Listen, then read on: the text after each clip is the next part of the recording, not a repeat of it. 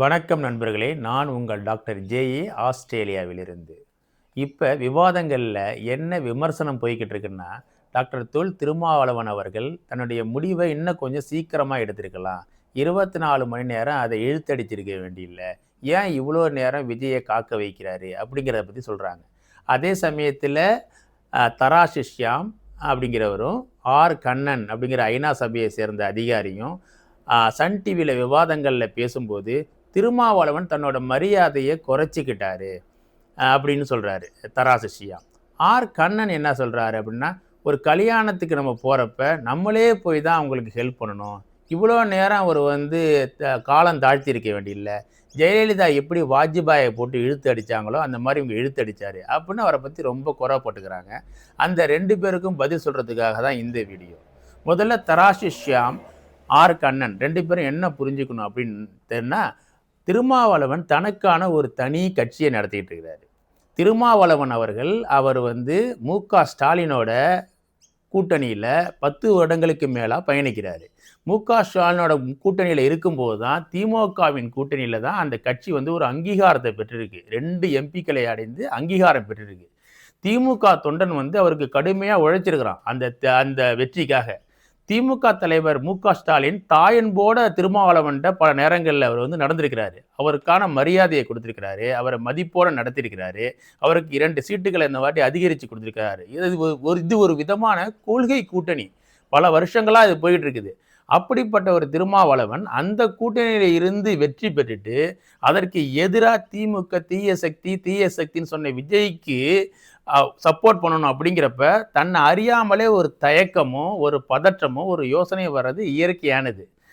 அரசியல் அறத்தோட திருமாவளவன் அவர்கள் ரொம்ப ஆழ யோசித்து தன்னுடைய கட்சியினரையும் தன்னை கட்சியின் இருக்கிற முன்னணி தலைவர்களையும் கட்சியின் தொண்டர்களையும் பொதுமக்களையும் கன்வின்ஸ் பண்ணுறதுக்காக தான் இவ்வளோ டைம் அவர் எடுத்துக்கிட்டாரு. ஏன் இப்படி சொல்கிறேன்னா, நிறைய தலித் தலைவர்கள் என்ன பண்ணியிருக்கிறாங்க, ஏதாச்சும் ஒரு வாய்ப்பு கிடைச்சிச்சுன்னா ஆட்சி அதிகாரத்தில் பங்கு கிடைக்கிது அப்படின்ட்டு தொடர்ந்து குடுகுடுன்னு ஓடி போய் ஏதாவது ஒரு கட்சியோடு சேர்ந்து தன்னோட ஒரு அதிகாரத்தை கைப்பற்றிடுவாங்க. அந்த தலைவர்கள்லாம் என்ன ஆவாங்கன்னா கொஞ்ச நாள் கழித்து காணா போயிடுவாங்க. For example Krishnasamy.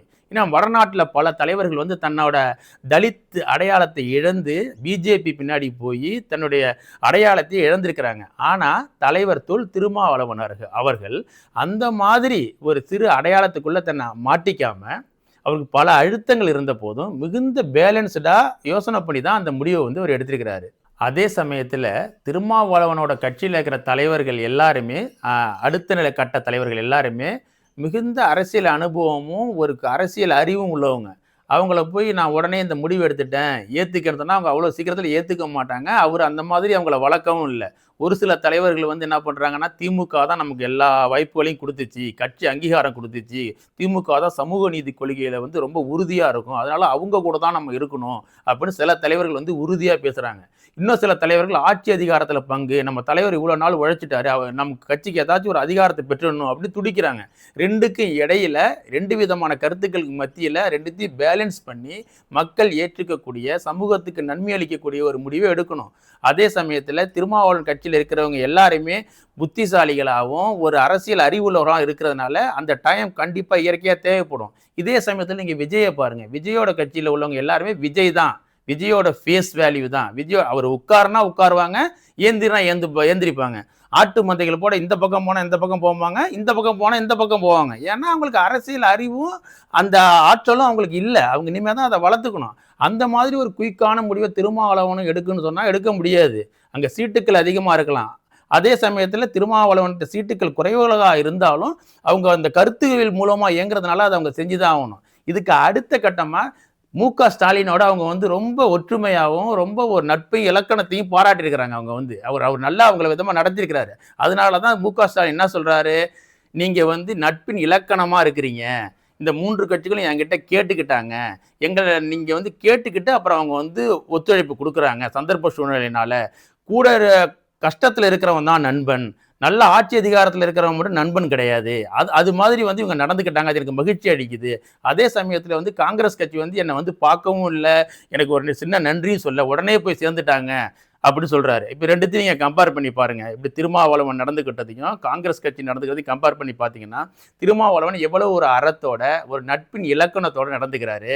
தனக்கு வாய்ப்பு கொடுத்த மு.க. ஸ்டாலினையும் திமுக கட்சியையும் முதுகுல குத்திட்டு ஏதோ ஒரு அதிகாரம் கிடைச்சிட்டு ஓடி ஓடி போய் அதை பெற்றுக்காம பொறுமையா நிதானமா இருந்து இப்போ என்ன முடிவு எடுத்திருக்காருன்னா, நாங்க வெளியில இருந்து தான் ஆதரவு கொடுக்குறோம், உள்ளார வந்து நாங்க ஆதரவு கொடுக்கல, நாங்க வந்து எங்களுடைய கருத்துக்களுக்கு தான் சப்போர்ட் பண்ணுவோம், நாங்க வந்து பிஜேபி எதிர்ப்பு மனநிலையை தொடர்ந்து வச்சிருப்போம், இதுக்கெல்லாம் இப்போ ஒரு சந்தர்ப்ப சூழ்நிலை, அதனால இந்த நேரத்தில் இப்படி ஒரு முடிவு எடுக்கிறோம் அப்படிங்கிறாரு. அவரு கம்யூனிஸ்ட் கட்சியோட சேர்ந்து முடிவு எடுக்கிறோன்னு சொன்னாரு. அந்த முடிவை தான் திரும்ப சொன்னாரு. இடையில நிறைய பேர் வந்து ஒரு முதல்வர் கேட்கிறாரு, ஒரு அதிகாரம் கேட்கிறாருன்னா மீடியாவிலையும் வெளியில உள்ளவங்களும் தான் அதை பத்தி பேசுறாங்களே ஒழிஞ்சு, அவர் வந்து அதுக்கு முன்னாடி என்ன பேசினாரோ அதே கருத்தை தான் ஒரு நாள் கழிச்சு திரும்ப வந்து அதே கருத்தை தான் திரும்ப தெரிவிக்கிறாரு.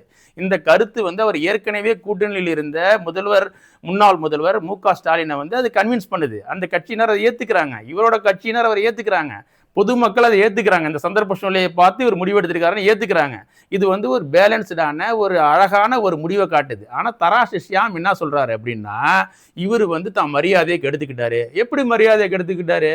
இப்போ தராசு ஷியாம் ஸ்டைலையே நம்ம பேசுகிறப்ப வந்து அது எப்படிங்க, நம்மள்ட்ட 2000 ரூபா இருக்குது, அவங்கள்ட்ட ஒரு 1 லட்ச ரூபா இருக்குதுன்னு வச்சுங்க, நம்ம 2000 எடுத்து அவங்கள்ட்ட கொடுக்கும்போது நம்ம எல்லாத்தையும் காரண காரியத்தில் யோசிச்சு தானே கொடுக்க முடியும், டப்புன்னு எடுத்து அப்படியே கொடுத்துட முடியுமா அப்படின்னு பெரிய டேட்டாவெல்லாம் வச்சு தராசியாம் பேசுவார்.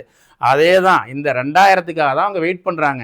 இந்த 2000க்கு வந்து அவங்க கடன் கேட்கறதுக்கு வரும்போது அவங்க வந்து திருமாவளவனை பார்த்து சந்தித்து உங்க 2000 எனக்கு கொஞ்சம் கொடுங்க, எனக்கு பணம் குறையுது அப்படின்னு அவங்க தான் கேட்டு பெற்றுக்கணும். யாருமே இங்கேருந்து ஓடி போய் என்கிட்ட 2000 இருக்கு நீங்கள் வச்சுக்கன்னு கொடுக்க மாட்டாங்க.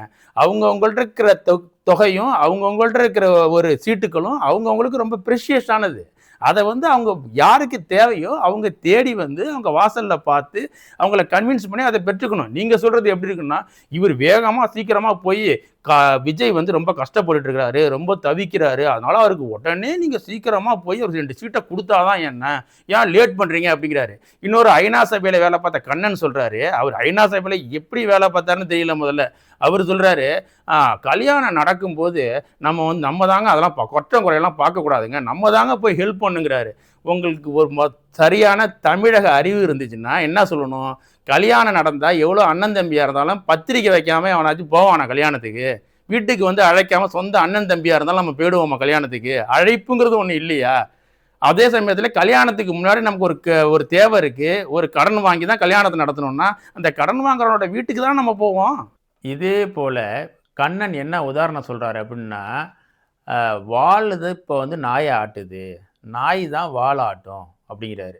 அதாவது என்னன்னா, இந்த மாதிரி சிறிய கட்சிகள் வந்து விஜய் வந்து பாட்டி படைக்கிறாங்க, அந்த மாதிரி பொருளையும் இவங்களுக்காக காத்திருக்க வேண்டியதாக இருக்குது நம்ம இந்த மாதிரி சிறிய கட்சிகளுக்காக அப்படிங்கிற கோணத்துலேயும் அவர் சொல்கிறாரு.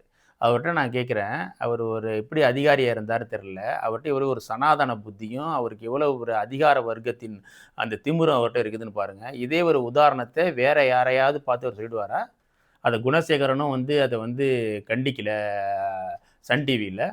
இதில் என்ன இருக்குது, அவங்க சீட்டை அவங்க கொடுக்கறதுக்கு அவங்க காத்திருக்க வைக்கிறாங்க, அவங்களுக்கு டைம் எடுத்துக்கிறாங்க, அவங்க சொல்கிறாங்க. இதில் என்ன இருக்குது, அதுக்கு என்னங்க நினப்புன்னா, இவருக்காக ஒரு தலித் தலைவர்களுக்காக இவ்வளோ நேரம் நம்ம வெயிட் பண்ணணுமா, இவ்வளோ நேரம் இவருக்காக காக்க வச்சுருக்கணுமா, அவர் திருமாவளவனுக்காக எல்லா மீடியாவும் அவரை பார்த்துக்கிட்டு ஹோல் இந்தியாவே அவரை வந்து நம்ம வந்து ஃபோக்கஸ் பண்ணிக்கிட்டு இருக்கணுமா, எதுக்கு இந்த வெயிட்டிங் அப்படிங்கிற பொறாமையில் தான் அவர் இதை சொல்கிறாரு.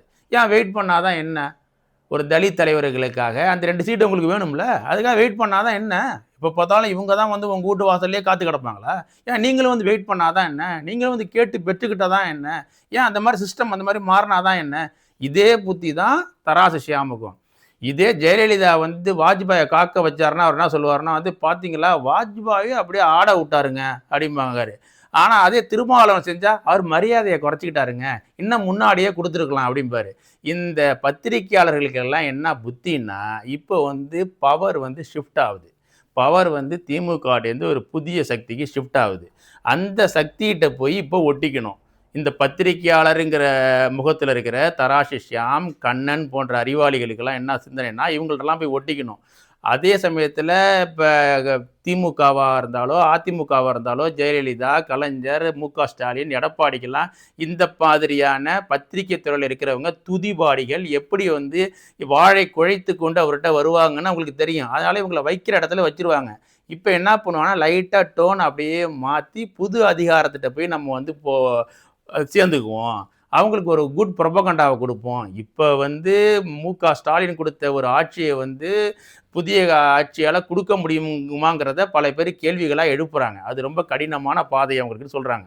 இப்போ ஒன்றே ஒன்று என்ன பண்ணலான்னா, இந்த மாதிரி துதிபாடிகளை பக்கத்தில் வச்சுக்கிட்டு இவர் இல்லைங்க அவர் அப்படி பண்ணிட்டாருங்க, அது பாருங்கங்க மத்திய அரசு தடுத்துருச்சு, இது பாருங்கங்க எதிர்கட்சிகள் பிரச்சனை பண்ணுறாங்க அப்படின்ட்டு அவர் பண்ணுற குற்றம் குறைகளுக்கும் திறமையின்மையும் இப்போ என்ன பண்ணணும், மேடையில் உட்காந்து விவாதத்தில் உட்காந்து அதுக்கு வந்து எடுத்து சொல்லணும். அதனால இவங்க என்ன பண்ணுறாங்க, இப்போ இதுக்கு துண்டை போடுறாங்க. இப்போ புது அதிகாரத்துக்கு துண்டை போடுற வேலையை தான் தராசு ஷியாமும் கண்ணன் போன்றவங்களும் செய்கிறாங்க.